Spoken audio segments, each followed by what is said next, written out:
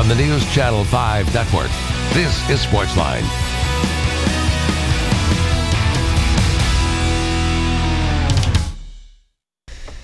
Hey there, SportsLine on your television. Steve Layman here with you. Glad you are here with us on this Tuesday night on News Channel 5 Plus. We got lots of things to get to tonight. You've got the Predators' final home game of the season against the Islanders. It's fan appreciation night over there. Preds, of course, have locked up a playoff berth.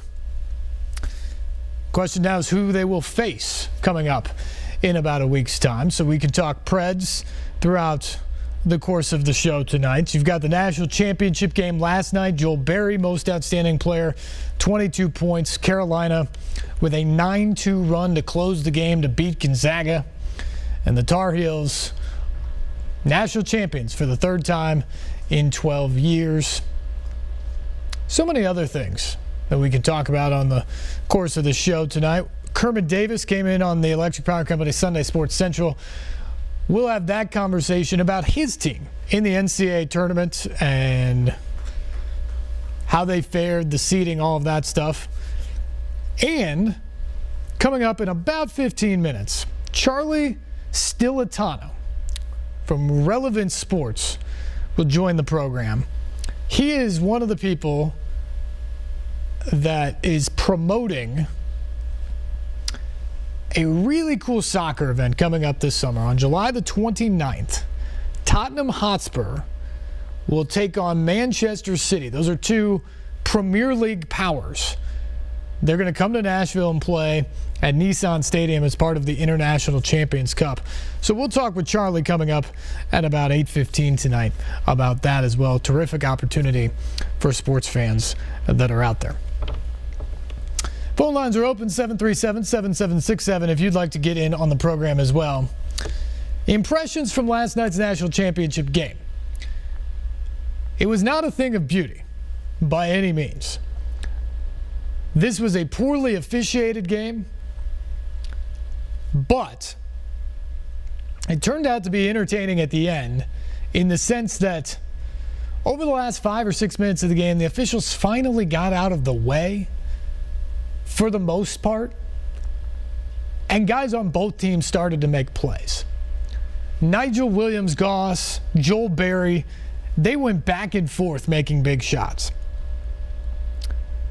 Justin Jackson, big three-point play down the stretch. Isaiah Hicks, who was terrible in the semifinal game on Saturday, with a big bucket for Carolina. The Tar Heels made the plays that they had to win. And they're champions once again. Credit to them for getting it done when it mattered the most. And a tough way to go down for Gonzaga because the Zags had their worst shooting night of the season at 34%. Really struggled in the second half of that game until Williams-Goss pretty much put them on his back. Just could not get over the hump. Shemek Karnowski missed a bunch of bunnies inside, the type of things that he has converted on all season long. And the guy that you feel the worst for when it comes to the officiating, Zach Collins, was probably the best NBA prospect of all of the players in the Final Four on all four teams.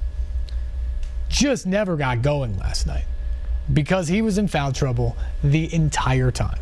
Ultimately fouled out with, I don't know, 6 minutes left in the game or something like that. Mark Few tried to hold him back, but he just could not stay out of foul trouble. A couple of those fouls, very, very questionable. But give the Zags credit. After the game, they very much took the high road that it was not about the officiating. One thing that was about the officiating to me was that jump ball call in the final seconds. Kennedy Meeks is out of bounds with his right hand as they get tied up there. Jump ball, possession arrow, favored North Carolina, gave them the ball back. That's when Hicks got the bucket that made it a three-point game. It should have been Gonzaga ball because Meeks was out of bounds. Zags should have gotten it down by 1 with about 35, 40 seconds to go. That obviously changes the complexion of the game. It doesn't mean Gonzaga is going to win, but it obviously changes the complexion of the game at that point in time. So that was a big, big missed call yesterday. All in all, not a very pretty game. I think it was entertaining because it was a national championship game. It was a tight game. It went down to maybe not the final possession of the game, but the second to last possession of the game, where it was very much in doubt. One of my big takeaways from last night, though, is we continue to put these games in these gigantic football stadiums. That's not the best thing for the product. I know it makes more money. I know it's a TV and, frankly, sports spectacle when you play the Final Four in the middle at the 50-yard line of a football stadium. But in terms of the product, when you look at college basketball, you look at these Final Fours, these guys aren't shooting the ball well. I mean, Carolina was outstanding. You look at the game against Kentucky, which was over at FedEx Forum in Memphis in the Elite Eight. They shot terrific in that game. Kentucky shot terrific. The shot making of that game was outstanding. Then you put them in a 70,000-seat dome and say whatever you want, but depth perception changes. The atmosphere changes at that point. And you just saw a bunch of missed shots this weekend. And look, it's the same for everybody. They all have to deal with the atmosphere. But the most fun game of this tournament was the Kentucky-Carolina game when both teams shot around 50%. They made big bucket after big bucket after big bucket down the stretch. The Final Four games, teams were shooting in the 30s. That's how games were decided. They were decided by poor shooting and defense in the Final Four. I don't know if that's the best product. And then the other thing that I saw, and this may just be me, but it seemed like there was a disproportionate amount of slipping and sliding from players in the Final Four the whole weekend. But last night's game as well, you saw Nigel Williams-Goss come up limping late in the game. Why is that? I mean, these floors are specifically made for the Final Four for whatever round of the tournament they are in. This isn't some exempt tournament on a tropical island or an aircraft carrier earlier on in the year where you've got decals on the floor or whatever that can be slippery. You should not have that happen. But for whatever reason, because it's on a football stadium or there's grass underneath all of that, guys were slipping and sliding to the point that at times I was a little worried about their safety out there. But certainly it hurt the product of the game. I don't think it's going to change because the NCAA wants its money. It wants its money out of this tournament. This tournament itself and the TV ratings and everything that goes into that, the TV money for it, pays off a bunch of other sports that the NCAA does every year. Pays for all the other championships. But man, sometimes it's ugly. Sometimes it's great. Carolina and Villanova last year, that final was terrific. They made shots down the stretch. It was a great Final Four. And this year, I mean, it was competitive. The three games were decided by 10 points. It's hard to want a whole lot more than that. But at times, the play, the actual play, the level just wasn't very good. And for the biggest showcase of what you're doing each year, I don't know. I think the NCAA has to look at that, at how they can make this better. Phone lines are open. 737-7767 is the number. Let's go to Walt. Walt, good evening. You're first up here tonight. Hey, good evening. I enjoyed the conversation so far, and I did watch the game, and I agree about the Kennedy Meeks call. Everybody's talking about that. But what I don't hear anybody talking about is about a minute before that when Gonzaga shot a three-pointer. It was an air ball, went out of bounds. They looked at the replay real quick and said it was deflection.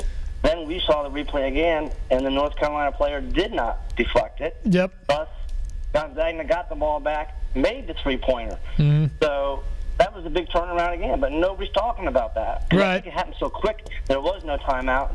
We had that big timeout. with the Kennedy Meeks thing, and play just went on, and nobody's talking about that play. Yeah, it was also just before the 2-minute mark, which is the delineation of where they can go to replay to look to see who it's out off of. Before that, all you can do is get together with the other officials and see if somebody had a better angle. And if I remember correctly, I think it was an official that actually overruled. The guy on the baseline said he just airballed it, and a guy on the side came in and said, no, that was deflected. It's Gonzaga ball. Unfortunately, in that case, it was a few seconds too early, so they actually weren't allowed to go to replay, but you're right. They missed that one too. Yeah, correct. And I think the rest just made the flow of the game just couldn't flow, which I think, again, made the players not playing at their best. When you're afraid to shoot, when you're afraid to go up, when you're afraid to go up for rebounds, you're not playing at the same level that you normally are used to playing at. So, yeah. Well, thanks for all your good insights. All right, thanks, Walt. I appreciate the call. And I agree with you. It hurts the flow of the game for sure. And it'll be interesting. The NCAA flirted this postseason going to the NIT with, they didn't quite go to quarters, but they went to these segments in the NIT games where they reset fouls 10 minutes into a half. Last night you had both teams in the second half of that game in the bonus with 14 minutes to go. It didn't quite become a free throw fest, but man, it could have. And that's the last thing you want to see decide a national championship game. If they would go to quarters truly, at least what you would get then is you'd get the reset at 10 minutes. So if everybody goes in the bonus and they're shooting free throws with 14 minutes left, at least at the 10-minute mark, you get kind of a reset and a reprieve of how the game's going to go and hopefully reestablish that flow. Let's go to Mike. Mike, good evening. You're next up here on SportsLine. Hey, my friend. Hey, I just really want to commend you for the great job that you're doing for Channel 5 News as a sports announcer, and hats off to you. And my other question I have, when the Predators win the final of the hockey and become the champions, do you think there'd be any way maybe that the governor or the mayor of Nashville could really recognize them nationally, where like ESPN and them might come up and do a documentary on them in Nashville? And my other question is, if you don't mind, in the NCAA, why do they have the final? Why do they have the tournament at Bridgestone Arena instead of at Vanderbilt or Knoxville or at Alabama? Why do they have to come to some area? Why can they not have a place to play at a college? You know, like if somebody wins the best Final Four, or has home field advantage in football, and like in the playoffs, why can't we do that in basketball, or do they? And thanks for all you do, buddy, and I'll hang up. Yep. College is pretty much, in terms of all NCAA events, tries to avoid the home field advantage for anybody in their NCAA tournaments. You can put in a bid, but if Vanderbilt put in a bid, or Tennessee or Alabama put in a bid, like you suggested, what happens then is your team can't play at that venue in the NCAA men's tournament. And so that's part of the reason, because if your team's not going to be there, do you want your school putting in all the effort and money to host a regional? In Nashville, for instance, Bridgestone Arena is coupled with the Nashville Sports Council and the Ohio Valley Conference, and they put together regional weekends. We'll have the first and second round here next year, as a matter of fact. And that's consistent. And so a lot of times you see these first and second rounds and regional games played in pro arenas, like Bridgestone Arena or like FedEx Forum in Memphis, that third parties come in, sort of host the events, but the arena serves as a neutral site for all these people. Not to mention, usually the pro arena is a little bit bigger. You can sell a few more tickets. So all of that factors in for sure. And if the Preds win a title, you can bet on it. There will be a parade. There will be huge festivities here in Nashville. And if they even get to a Stanley Cup final, you're going to have tons of media coverage globally, because hockey is a global sport, not just ESPN and all that. But people will be in Nashville. They will be doing live shots. They will be doing shows. That's what will happen if the Preds can make a run. And they are in the playoffs. We're just trying to figure out who they will play when the playoffs start next week. All right, we got to take our first break. When we come back, we will talk some soccer. Charlie Stillitano from Relevant Sports will detail a pretty big international soccer event coming to Music City in late July. We'll get to that when we come back. You're watching SportsLine on News Channel 5+.